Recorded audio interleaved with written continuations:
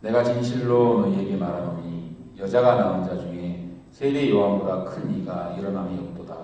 그러나 천국에서는 극히 작은 자라도 그보다 크니라.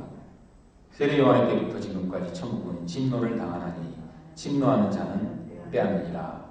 모든 선지자와 율법이 예언한 것은 요한까지니 만일 너희가 즐겨 받을진대 오리라 한 엘리야가 곧 이 사람이니라. 아멘. 오직 예수 사랑하는 유인소부 현지자매 여러분, 오늘은 마태복음 11장 11절로 14절까지 진정한 믿음이라는 제목으로 말씀을 나누겠습니다. 신약에는 같은 이름을 가진 두 사람이 있습니다. 오늘의 주제와 오늘의 내용과 관련된 사람인데요. 첫 번째 사람은 세례 요한이라고 합니다. 이 세례 요한은 제사장의 아들로 태어났어요. 그런데 선지자의 길을 갔죠. 그리고 광야에 나가서 열심히 하나님의 복음을 전파합니다. 그리고 요단강에 가서 막 세례를 많이 줘요. 그래서 세례 요한이라고 합니다. 그런데 이 사람이 30대 초반에 목베임을 당해서 죽어요. 그리고 또 한 사람, 상당히 대조되는 삶을 사는 분이 있어요. 사도 요한이라고 합니다. 이분은 어부의 아들이었어요.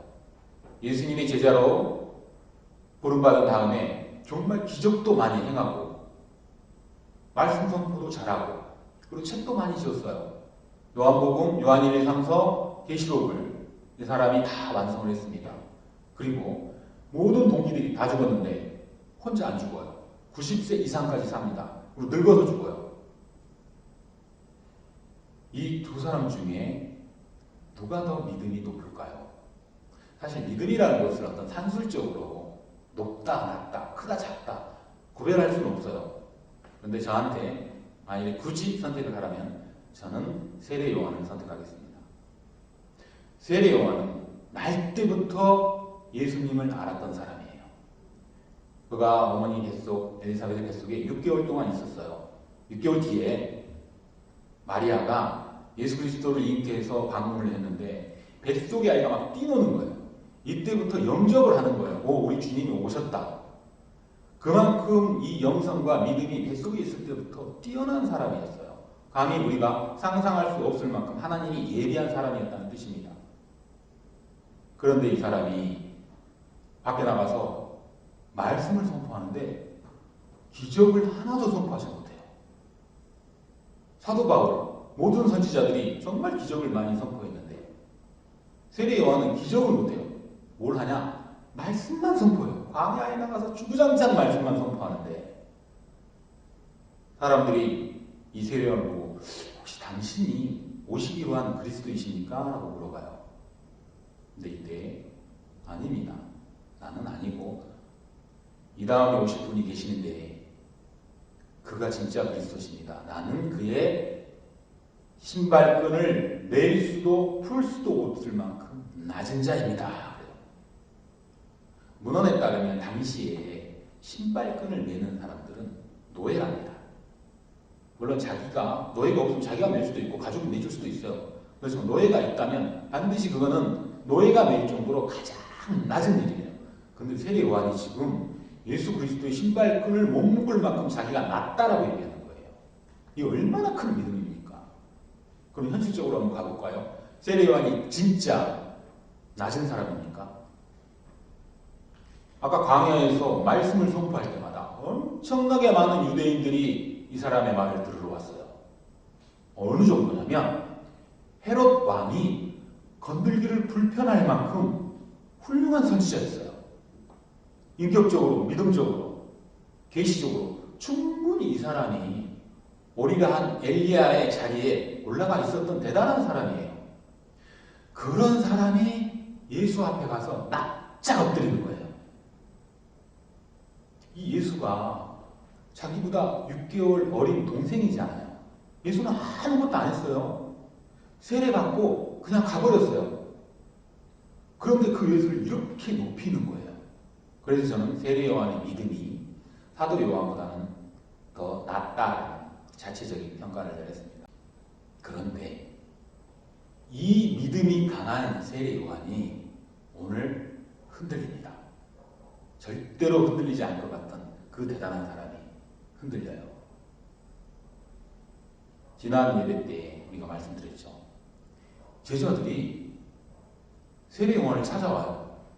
현재 세례 요한은 감옥에 갇혀가지고 이도 저도 할 수 없는 상황인데 와가지고 스승님이 말씀하신 저 사람이 메시아입니까? 그럼 어떻게 저렇게 행동하고 있습니까? 하고 그를 부정을 해요. 그러니까 세례 요한이 그래 한번 가서 물어봐라. 그래서 이 제자가 예수님이 광야에서 복음을 전파하고 있는데 와서 물어보는 거예요. 오십니까? 당신입니까? 아니면 우리가 다른 일을 기다려야 하오리까? 지금 세례 요한이 흔들리고 있다는 거예요. 그리고 제자들이 그 흔들리는 제자의 말, 스승님의 말을 따라서 예수님께 일종의 항변을 하는 거예요. 그런데 예수님이 아주 침착하게 내가 했던 모든 일을 스승에게 말하면 내가 누군지 알 것이다 하고 끝내버리는 거예요. 그리고 제자들은 돌아갑니다.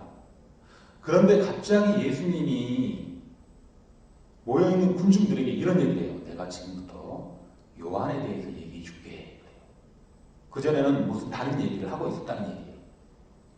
그러면서 요한에 대해서 얘기를 하는데 우리가 또 상상할 수 없는 얘기를 해요.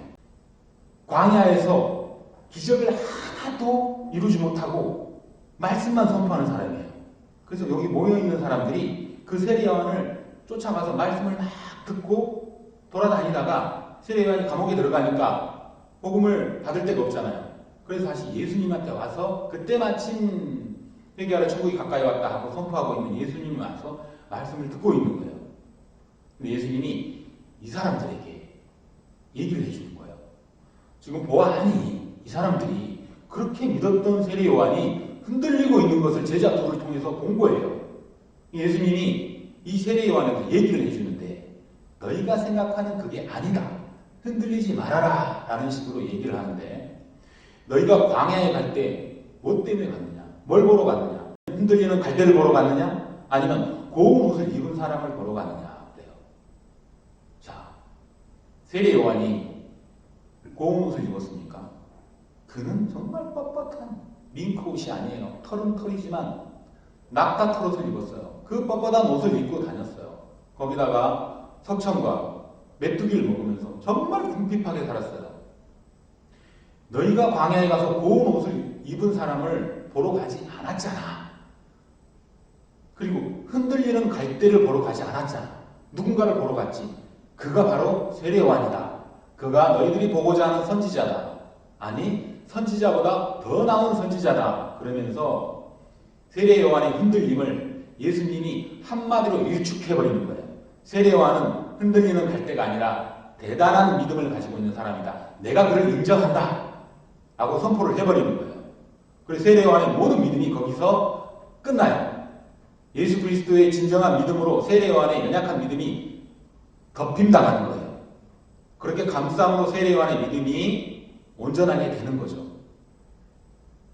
자, 예수님께서 세례 요한을 이렇게 칭찬을 해요. 그런데 여기서 끝내는 게 아니라 이제 본문으로 들어가요. 11절, 12절, 13절을 통해서 이런 얘기를 합니다. 확 띄워요. 세례 요한을. 띄운 다음에 갑자기 또 확 내려가게 해요. 본문이 되게 이상한데 한번 보겠습니다. 여자가 낳은 자 중에 가장 높은 자가 세례 요한이다. 그래요. 확 띄워졌죠. 근데 갑자기 다시 내려가게 해요. 그러나 천국에서는 이 세례 요한도 가장 낮은 사람보다 더 낮은 사람이다. 별거 아니다. 이렇게 해요. 이 부분을 해석하기 위해서는 예수님이 지금 이 본문을 이분법으로 보고 있다는 걸 우리가 알아야 돼요. 세례 요한을 가운데 두고 구약 그리고 신약을 지금 극명하게 나누고 있는 거예요. 13절에 보면 이런 말이 나와요. 모든 선지자와 율법의 예언은 요한까지니라 그래요. 우리 지난번에도 같이 얘기했죠. 모든 율법의 종결자가 세례 요한이고 그 율법을 완성해서 새로운 은혜의 시대로 끌고 가는 게 예수 그리스도라고 했죠. 가장 높은 자, 이 가장 높은 자는 구약이 지금 가장 높은 자를 얘기하는 거예요. 그럼 구약에 왜 세례 요한이 가장 높은 자가 될까요? 구약의 많은 선지자들이 예수님을 예언했습니다. 이분이 오실 것이라고 예언을 했어요. 그런데 아무도 못 봤어요. 예수님이 태어나고 사역하고 죽는 걸 아무도 못 보고 다 죽었어요. 근데 세례 요한만 예수님을 예언하고 보고 또 예수님께 세례를 하는 쓰임까지 받았어요. 정말 구약의 어떤 사람보다도 대단한 선지자, 여자가 낳은 자 중에 가장 높은 자라고 감히 칭할 수 있는 게 세례 요한입니다. 그런데 천국에서는 가장 낮은 자예요. 자, 이제 구약이 끝났어요. 세례 요한 설명 끝냈으니까 이제 천국은 신약으로 넘어가는 거예요. 신약에서 넘어가는 천국은 무엇입니까? 예수 그리스도께서 직접 오셔서 천국을 선포하시고 당신이 교회의 시작이 됐고 그 교회가 지금까지 와서 우리가 교회 공동체가 됐잖아요. 그럼 우리는 예수를 믿음으로 인해 천국에 올라간단 말이에요. 그러면 우리는 구약의 선지자에 비해서 뭐가 다릅니까? 세례 요한에 비해서 뭐가 다르죠? 우리는 보지 않았어요. 그럼 믿는 거예요. 예수님이 도마에게 그러잖아요. 보지 않고 믿는 자는 복이 있도다 그러잖아요. 우리는 보지도 않으면서 예수님을 완전하게 믿어요. 즉 다가올 미래의 교회가 예수님을 믿고 천국에 들어가는 이 많은 사람들이 얼마나 복된 사람들이고 소중한 사람들인지를 강조하기 위해서 세례 요한을 잠시 내려놓는 거예요. 그만큼 교회의 위상을 올려주시는 겁니다. 그러면 천국에 가면 정말로 우리가 세례 요한보다 높은 자리에 있을까요? 만일에 천국이 이 세상의 우열과 비슷하다면 무슨 의미가 있겠습니까? 그럼 여기서 열심히 예수 믿고 잘 살고 11조 많이 하는 사람들은 천국에서 겁나 좋은 데 살고 정말 가난해서 너무 힘들게 신앙생활 어렵게 하는 사람들은 저 밑에 살고 이건 천국이 아니죠. 그건 이 세상의 논리예요. 예수님이 말씀하고자 하는 것은 바로 이런 얘기입니다. 높낮이를 얘기하자는 게 아니고 교회의 완성을 귀하게 보이는 그런 귀한 말씀이세요. 자, 이제 12절로 넘어가면 이런 얘기를 합니다. 세례 요한 때부터 지금까지 천국은 침노를 당하니 침노하는 자는 빼앗느니라고 해요. 이 구절은 정말 남의 구절입니다. 그럼 천국이 침노한다고 침노할 수 있어요? 빼앗는다고 빼앗을 수 있는 게 천국입니까? 말이 안 되잖아요. 말이 안 된다는 것은 지금 이게 우리가 알고 있는 국어사전적 침노와 빼앗음이 아니라라는 걸로 유추를 해볼 수가 있어요. 자, 다시 이분법으로 들어갑니다. 세례 요한 때부터 지금까지라고 나눴어요. 그럼 세례 요한의 전에는 천국에 어떻게 들어갔나요? 제사를 지내고 안식일을 지키고 11조를 지키면서 경건한 생활로 겨우 구원을 받아서 행위로 인해서 천국에 들어갔잖아요. 그런데 지금 세례 요한 때부터 지금까지라는 얘기는 뭐예요? 지금의 기준은 예수님입니다. 예수님은 교회의 시작이고요. 우리까지를 포괄적으로 얘기를 하는 거예요. 현대의 교회까지, 앞으로의 교회까지. 지금부터는 천국은 그런 행위로 제사로 들어가는 것이 아니라 무조건 은혜로 들어간다. 예수 그리스도가 십자가에서 우리 모든 죄를 사했고 그로 인하여 그를 믿으면 우리가 천국을 들어간다. 그것을 믿느냐? 믿으면 너희도 천국을 들어간다. 이제는 아무나 들어가는 거예요. 믿기만 하면. 천국에는 어떤 문도 없습니다. 예수님의 이름 하나만 들고 가면 다 문이 열려요. 이게 바로 침노인 거예요. 아무나 들어가는 거예요. 그리고 침노한 사람이 그렇게 쉽게 들어간 사람이 무엇을 빼앗겠습니까? 빼앗는 게 아니에요. 예수님이 들어가게 해준 그 모든 천국은 우리에게 선물로 취득하게 된다. 소유하게 된다. 선물로 주어진다라는 뜻입니다. 너무 국어사전적으로 해석하면 해석이 너무 힘들고 이렇게 접근을 하면 맞다고 생각합니다.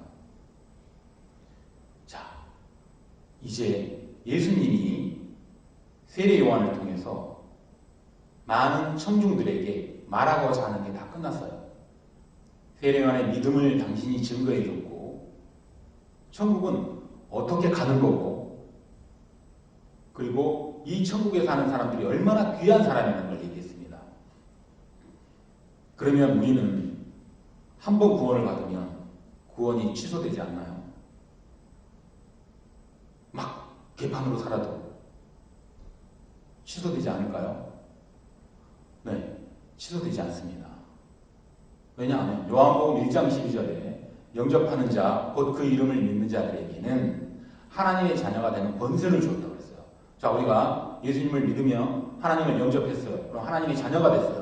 하나님의 자녀가 됐다는 얘기는 천국 시민이 됐다는 얘기고 하나님의 호적에 우리 이름이 들어가 있다는 얘기예요. 생명책에 이름이 들어가 있다는 얘기입니다. 그러면 취소할 수가 없어요. 왜냐? 자, 우리가 예수를 믿고 하나님의 호적에 들어갔을 때 우리의 행위로 믿었습니까? 예수님이 모든 행위를 다 했고 우리는 믿기만 했잖아요.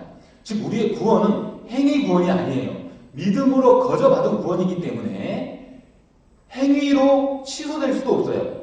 행위로 받지 않았기 때문에 행위로 취소되지가 않습니다. 오직 하나님의 주권으로 취소할 수만 있는 거예요. 야곱이 아버지에게 온갖 거짓말을 다 도망갔어요. 그럼 호적에서 파버리나요? 이삭의 호적에서 야곱이 없어지나? 아니에요. 계속 있어요. 12지파의 수장이 됐잖아요. 당자가 아버지의 재산을 가지고 허랑방탕하게 쓰고 노예처럼 집에 들어왔을 때 호적에서 파버렸나요? 아니에요. 그들의 행위를 아버지들은 아무도 신경 쓰지 않고 그저 내 아들이 돌아온 거에만 기뻐했어요.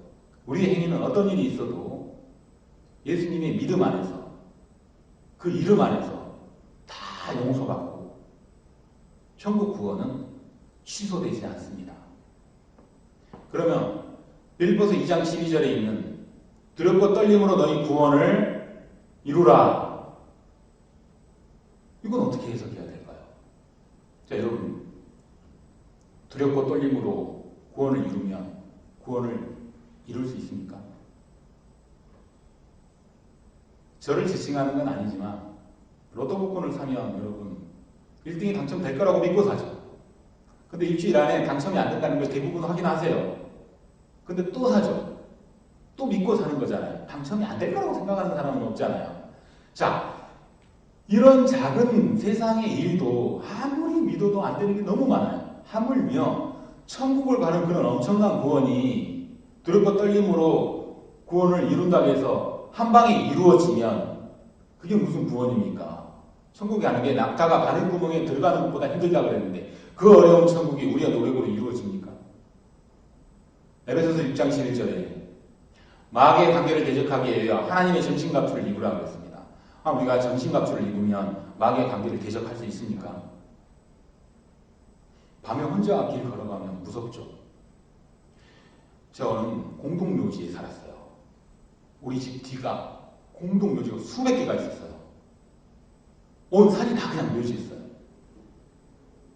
밤에 거기를 지나가야 되는 경우가 있어요. 얼마나 무서운지 몰라요. 바람 소리, 낙엽 지나가는 소리, 나무들 삐끄덕거리는 소리는 그냥 뭐 전설의 고향 저리 가라요. 죽을 만큼 무서워요. 그럼 예수를 믿고 전신갑주를 입은 우리가 그 상황에 처하면 안 무서울까요? 여전히 무섭죠. 우리는 그 정도밖에 안 되는 사람들이에요. 어디 감히 하나님이 전신갑주를 우리를 입었다고 해서 마귀하고 대적하고 우리가 이깁니까? 오늘 세례 요한이 그렇게 완전한 믿음에 있던 세례 요한이 한 방에 흔들리잖아요. 자, 세례 요한의 전신이 엘리야라고 했죠. 엘리야는 어떻습니까? 하늘을 움직인 사람이에요. 가뭄과 비를 마음대로 기도로 조정했던 사람입니다. 그런데 한 여자의 입김에 너무 쫄아가지고 하나님께 하소연을 해요. 아버지, 나 더 이상 못하겠습니다. 데려가주세요. 제발 살려주세요. 삶을 포기했어요. 구약에 그렇게 대단한 선지자도 이렇게 한 방에 넘어집니다. 베드로는 어떻습니까? 내가 예수님을 위해서는 목숨을 바칠 수도 있습니다. 그런데 한 방에 예수님을 부인했잖아요. 사도 바울은 어떻습니까?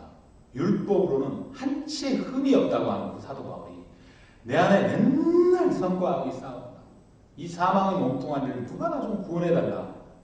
그렇게 하소연을 하죠. 이 믿음의 선지자들이 그렇게 한 방에 무너졌을 때 하나님의 전신갑주를 안 입었을까요? 입었겠죠.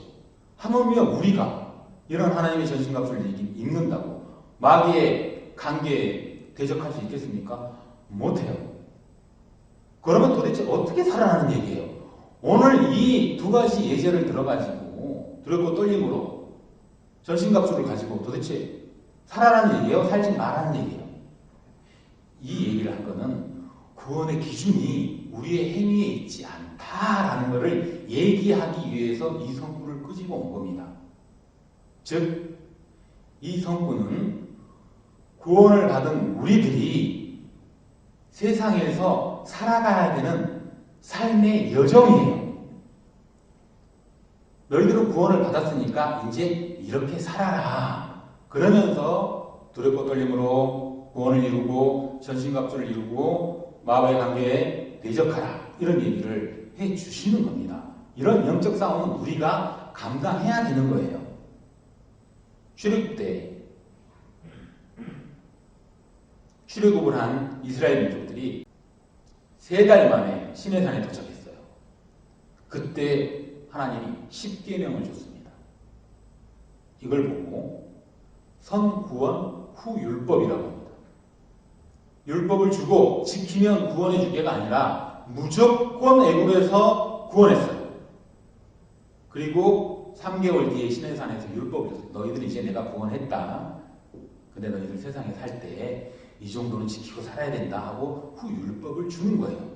그 율법은 지키지 않아도 구원은 취소되지 않습니다. 이미 하나님의 호적에 들어가 있어요. 다만 하나님의 호적에 들어가 있는 자들이 이 세상을 어떻게 살아야 되는지를 그 율법을 통해서 비춰주는 거예요. 그렇기 때문에 우리가 그것을 지키면서 성령의 9가지 열매를 맺어가는 겁니다. 말씀을 맺겠습니다. 오늘 우리는 세례 요한을 통해서 예수님이 하시는 말씀과 하나님이 그 안에 어떻게 우리가 천국에 들어가고 어떻게 우리의 약한 믿음이 예수님의 이름으로 덮어주는지를 배웠습니다.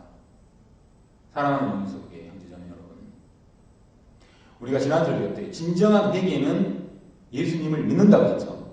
우리 안에서 나오는 회개로는 계속 회개를 해야 되기 때문에 진정한 회개가 안 된다고 했어요. 그러면 우리 회개를 완성하신 예수님을 믿을 때 진정한 회개가 완성된다고 그랬어요. 그런데 이 믿음은 어디서 오는 겁니까?